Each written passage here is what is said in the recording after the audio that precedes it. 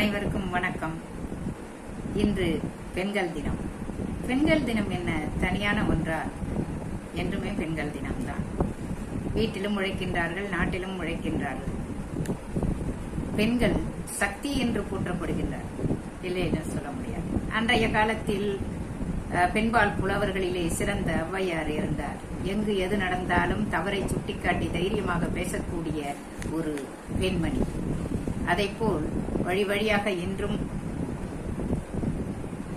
இல்லங்கள் தோறும் உள்ளங்கள் மகிழ்ந்திட அனைத்துக்கும் சக்தியாய் இருப்பவள்.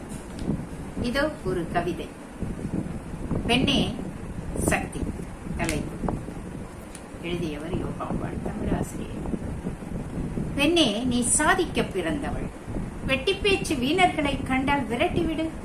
பெண்ணே, நீ சாதிக்க பிறந்தவள். பாதிக்கப்பட்டோரை பலப்படுத்தும் இரும்பு துண்ணி. பெண்ணே, நீ வாழ்விக்க பிறந்தவள். வளமோடு நீ வாழ்விக்க பிறந்தவள்.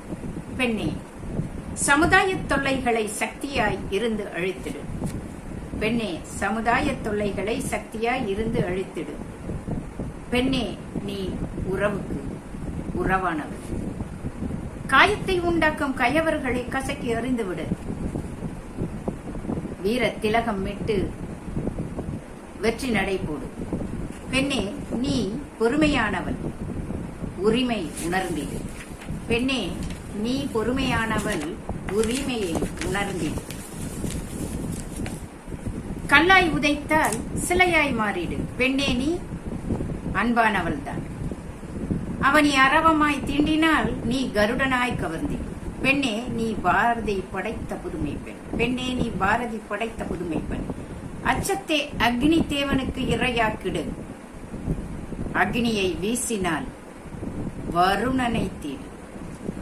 பெண்ணே, நீ உறுதியான மனத்தினள். ஒளியாய் மாறி அநியாயங்களை தகர்த்திடு. பெண்ணே, நீ பெரும் சக்திதான். பெண்ணே, நீ பெரும் சக்திதான். பெருமை சேர்த்திட சிறுமையை ஒழித்திடு. பெருமை சேர்த்திட சிறுமையை ஒழித்திடு. பெண்ணே, நீ அன்பானவள். பெண்ணே, நீ பீடு நடையிடு. பெண்ணே, பாரினில் தடுப்பார் யாரும் இல்லை. என்றும் சிகரமாய் வாழ்ந்திடு. நன்றி. எல்லோருக்கும் பெண்கள் தின நல்வாழ்த்து.